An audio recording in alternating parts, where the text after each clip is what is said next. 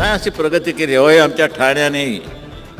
आणखी विशेष करून एकनाथ शिंदे हे आनंद दिघे यांनी उभी केलेली माणसं आहेत, त्यांच्या तालमीत तयार झालेली माणसं आहेत. बोलतो तसाच वागतो, वचनाचे मोल जाणतो, माणसातला देव हा, माणसात देव शोधतो, आसवे पुसावा